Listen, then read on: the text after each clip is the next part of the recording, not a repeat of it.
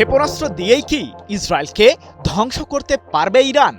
Russia, চীন নাকি উত্তর কোরিয়া? ইরানের মিসাইল টেকনোলজির পেছনে কার হাত রয়েছে? ইরানের কাছে কি সত্যিই হাইপারসনিক মিসাইল আছে?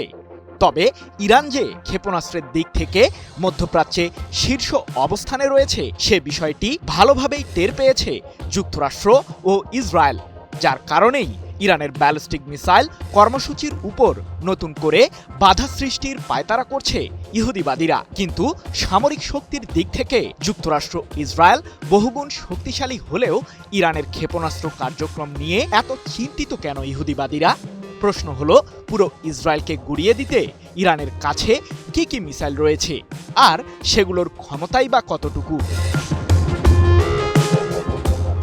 যুক্তরাষ্ট্র ও ইসরায়েলের ক্রমাগত চাপের মুখেই ইরান বুনেছে এক অভেদ্য প্রতিরক্ষামূলক জাল, যার কেন্দ্রেই রয়েছে দেশটির শক্তিশালী ব্যালিস্টিক মিসাইলের বহর। যুক্তরাষ্ট্রের জাতীয় গোয়েন্দা দপ্তরের তথ্য বলছে, মধ্যপ্রাচ্যে সবচেয়ে বেশি ক্ষেপণাস্ত্রের মজুদ রয়েছে ইরানের কাছে, যেগুলো দিয়ে অত্যন্ত সহজেই ইসরায়েলের বিরুদ্ধে হামলা চালাতে পারবে আয়াতুল্লাহ আলী খামেনির দেশটি।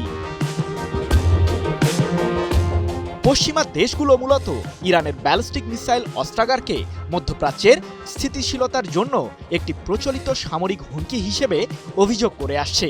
কারণ তেহরান যদি পারমাণবিক অস্ত্র তৈরিতে সফল হয়, তাহলে এই মারণাস্ত্রটি পরিবহনের জন্য ইরানের কাছে পর্যাপ্ত পরিমাণে মিসাইল রয়েছে।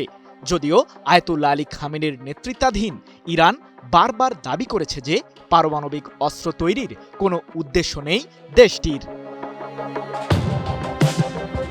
প্রশ্ন হলো, পশ্চিমাদের মাথা ব্যথার কারণ হয়ে ওঠা ইরানের এই ব্যালিস্টিক মিসাইল আসলে কি জিনিস? ব্যালিস্টিক মিসাইল হলো রকেট চালিত এক ধরনের অস্ত্র। বিভিন্ন দূরত্বে হামলা চালানোর জন্য বিস্ফোরক কিংবা জৈবিক, রাসায়নিক ও পারমাণবিক ওয়ারহেড বহন করতে এই মিসাইলগুলো ব্যবহার করা হয়ে থাকে। এদিকে শত্রুপক্ষের হামলা থেকে মিসাইল লঞ্চার কেন্দ্রগুলোকে রক্ষা করার জন্য ইরান গড়ে তুলেছে ভূগর্ভস্থ ক্ষেপণাস্ত্র কেন্দ্র। দেশটির কাছে বর্তমানে এই ধরনের 5টি কেন্দ্র রয়েছে, যেগুলো ইরানের রাজধানী তেহরানের আশপাশেই অবস্থিত। এমনকি উপসাগরীয় অঞ্চলের কাছাকাছি জায়গাতেও ইরানের ভূগর্ভস্থ কেন্দ্র রয়েছে বলে জানা গেছে, যেগুলোতে মোতায়েন রয়েছে শত শত ব্যালিস্টিক মিসাইল। সম্প্রতি এক প্রতিবেদনে এমন তথ্যই জানিয়েছে ব্রিটিশ বার্তা সংস্থা রয়টার্স।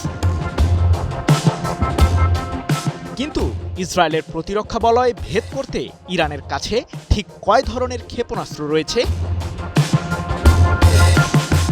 ইসরায়েলের বিরুদ্ধে সফল হামলা চালাতে ইরানের অস্ত্রাগারে দূরপাল্লার একাধিক ক্ষেপণাস্ত্র রয়েছে বলে দাবি মার্কিন think tank center for strategic and international স্টাডিজের, যেগুলোর মধ্যে রয়েছে সেজ্জিল মডেলের ব্যালিস্টিক মিসাইল, যা প্রতি ঘন্টায় 17,000 কিলোমিটার গতিতে ছুটতে পারে।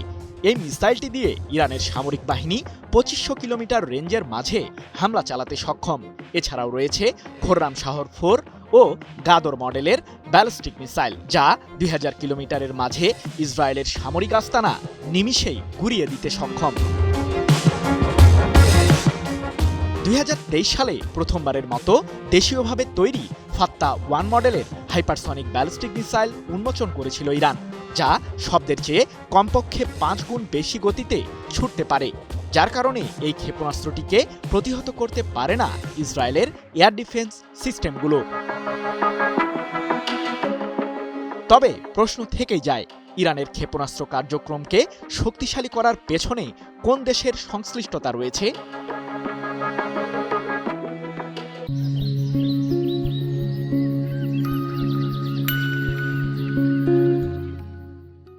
যুক্তরাষ্ট্রভিত্তিক সামরিক গবেষণা সংস্থা আর্মস কন্ট্রোল অ্যাসোসিয়েশনের দাবি, ইরানের ক্ষেপণাস্ত্র কর্মসূচি মূলত উত্তর কোরিয়া এবং রাশিয়ার তৈরি করা নকশার উপর ভিত্তি করেই প্রতিষ্ঠিত।